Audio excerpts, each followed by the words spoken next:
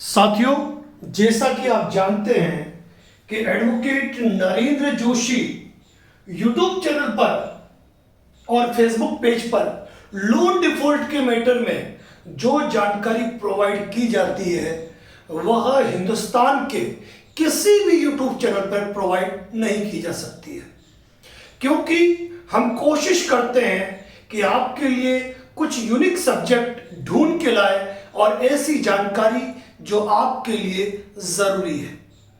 साथियों, आज एक महत्वपूर्ण टॉपिक पर मैं आपसे डिस्कस कर रहा हूं, लेकिन मेरा निवेदन रहेगा कि कृपया इस मैटर में मुझे कोई भी सवाल न पूछे। सर, ये एप्लीकेशन बना के दे दो, वकील साहब से बात कर दो, वकील साहब कह रहे हैं ऐसा नहीं होता है, तो मैं सिर्फ ये कहूंगा कि ये वीडियो उनको दिखा देना, क्योंकि हम जानकारी दे रहे हैं और प्रत्येक मैटर पे मैं आपसे डिस्कस करूं, ये पॉसिबल नहीं है।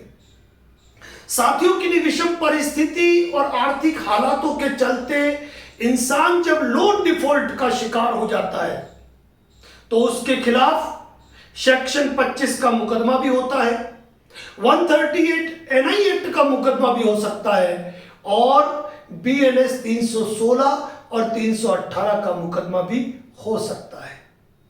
अब जब भी व्यक्ति अपनी जमानत करवा रहा है, यानी कि वह कोर्ट में गया या वो कोर्ट में नहीं गया, उसकी गैर मौजूदगी में भी उसका जो बेल बॉन्ड भरा जाता है, उस मैटर पे मैं आपकी बात कर रहा हूं। तो ये ध्यान रखिए कि मैटर सेक्शन 25 हो, 138 एनआई एक्ट हो, 316 318 हो, चाहे समन स्टेज हो, बेलेबल वारंट स्टेज हो, अरेस्ट वारंट हो या स्टैंडिंग वारंट ही क्यों नहीं हो, आपराधिक मामलों में, क्रिमिनल मैटर में बीएनएसएस 2023 के प्रावधान लागू होते हैं। और यहां पर जब बात सेक्शन 25 की होगी, 138 एनआई एक्ट की होगी, क्रिमिनल कंप्लेंट की होगी, तो एक शब्द आता है जमानत, एक शब्द आता है बेल बॉन्ड, एक शब्द आता है श्योरिटी। अब यहां पर मुद्दे की बात कि कोर्ट आपको इस बात के लिए जमानत दे रही है कि जब जब आपकी जरूरत पड़ेगी आप कोर्ट में अपीयर होंगे और कोर्ट के इंस्ट्रक्शन का पालन करेंगे। अब इस मैटर में कोर्ट ने आपको बेल ग्रांट की है, उस बेल ग्रांट करने के लिए कोर्ट मांगती है आपसे श्योरिटी, आपसे जमानत। अब यहां पर दो स्थिति होती है, एक ये होती है कि व्यक्ति अपना जमानती लेकर कोर्ट में जाए, यानी कि मैं मेरे किसी मित्र, रिश्तेदार, पड़ोसी को लेकर कोर्ट में जाऊं और कोर्ट ने कहा कि 50,000 का बेल बॉन्ड है, तो मैं उसके 50,000 की एफडी की फोटोकॉपी या किसी आरडी की फोटोकॉपी या फिर कोई ऐसा डॉक्यूमेंट जो 50,000 की वर्थ रखता हो, उसकी फोटोकॉपी कोर्ट में जमा कराऊं और ओरिजिनल वेरीफाई कराऊं, मेरा आधार कार्ड और फोटो भी वहां लगाऊं, ताकि यदि वह व्यक्ति यानी कि मैं यदि कोर्ट पे अपीयर नहीं हुआ तो उस जमानतदार की जिम्मेदारी है कि वह उसको उपस्थित करे। ये एक लंबा सब्जेक्ट है, इसलिए सब्जेक्ट को यहीं पे मैं छोड़ रहा हूं। अगर कभी मैं बेल आउट हुआ, कभी मैं कोर्ट में हाजिर नहीं हुआ, कभी मेरा वारंट निकला, तो कोर्ट उस व्यक्ति पर 50,000 रुपए की राशि तक का जुर्माना लगा सकती है। तो फिलहाल उस मुद्दे पर बात नहीं करेंगे और न 50,000 का लगाया जाता है, वो 500,000 रुपए का जो भी जुर्माना हो वो लगता है, डर न रखे। लेकिन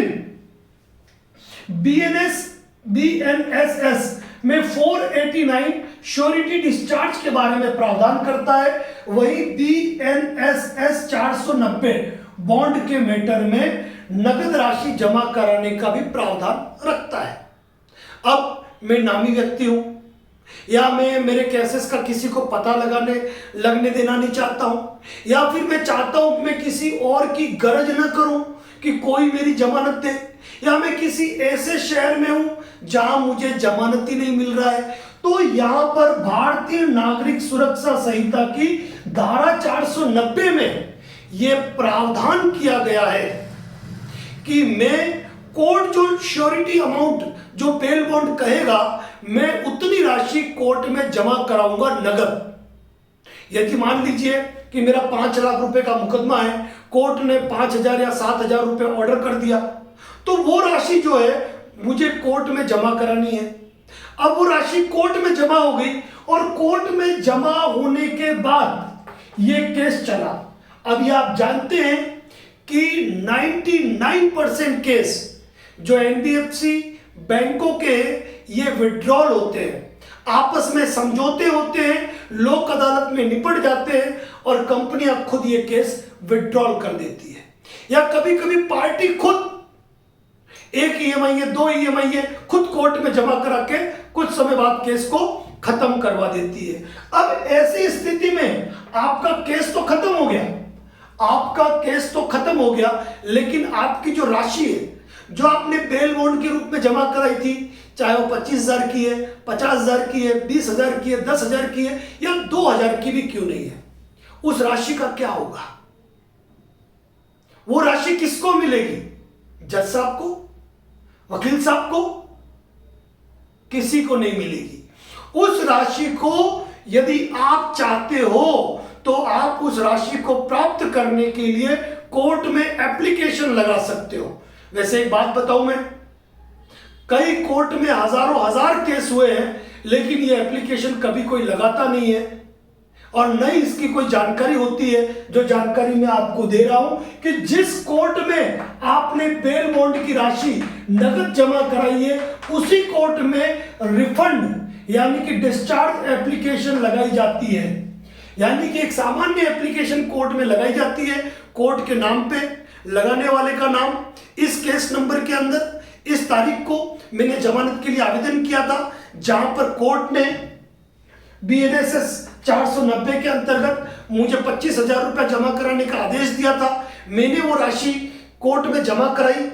मैंने कोर्ट के नियम और शर्तों का सदैव पालन किया है, कभी भी जमानत के नियम और शर्तों का उल्लंघन नहीं किया। उक्त केस में राजीनामा हो चुका है या यह केस परिवादी कंपनी द्वारा विड्रॉल कर लिया गया है। ऐसी स्थिति के अंदर जो राशि जमा कराई है वह राशि मेरे लिए महत्वपूर्ण है। अब इस मामले में जो मेरी श्योरिटी है, जो मेरी जमानत है, उसको डिस्चार्ज किया जाए और यह राशि मुझे लौटाई जाए। उसमें आपने जो राशि जमा कराई है उसकी ऑर्डर शीट लगेगी, केस के 1-2 डॉक्यूमेंट लगेंगे, आपका आधार कार्ड लगेगा, आपका पैन कार्ड लगेगा और आपके वकील साहब ये एप्लीकेशन कोर्ट में लगा सकते हैं जिसमें सारे डॉक्यूमेंट लगेंगे। अब कोर्ट को लग गया कि इस मैटर में श्योरिटी अमाउंट की आवश्यकता नहीं है क्योंकि केस विड्रॉल हो गया, राजीनामा हो गया, अब जमानत की बात का है। अब ऐसी स्थिति में कोर्ट इस मैटर में अमाउंट ऑर्डर करती है कि बेल अमाउंट रिलीज किया जाए। जो बेल बॉन्ड का अमाउंट है वह रिलीज करके जो एक्यूज्ड था उसको लौटा दी जाए और फिर वो जो आपकी एप्लीकेशन है वो अकाउंट सेक्शन, कोर्ट जो ऑर्डर करती है वो आपके अकाउंट सेक्शन में जाएगा। अकाउंट सेक्शन या ट्रेजरी जो उनका प्रोसेस है उसमें आपका आधार कार्ड, पैन कार्ड, बैंक खाते की डिटेल दी जाएगी और यह पैसा कुछ समय बाद जो तरीके से है वह आपके खाते में क्रेडिट हो जाता है और वह राशि आपको मिल जाती है। कई लोगों के दिमाग में ये रहता है कि बेल बॉन्ड का अमाउंट एडवोकेट ने लिया कि जज साहब ने लिया, ये अमाउंट कोई नहीं लेता है, कोर्ट में नगद जमा होता है और ये राशि सरकार के खाते में जमा होती है और वहीं से ये राशि आपको रिफंड होती है। ये चीज ध्यान रखें। लेकिन ध्यान देने योग्य बात यह है कि बेल बॉन्ड की राशि आपको तभी मिलेगी जब आपने जमानत की नियम और शर्तों का उल्लंघन न किया, जब केस खत्म हो चुका हो, यानी कि केस विड्रॉल हो चुका हो, राजीनामा हो चुका हो। ऐसी स्थिति में ही कोर्ट इस मैटर में ऑर्डर करेगी। और ऐसा नहीं है कि मैं मेरे किसी जमानती को लेके गया, उसने वहां पे 50,000 की FDR लगा रखी थी फोटोकॉपी,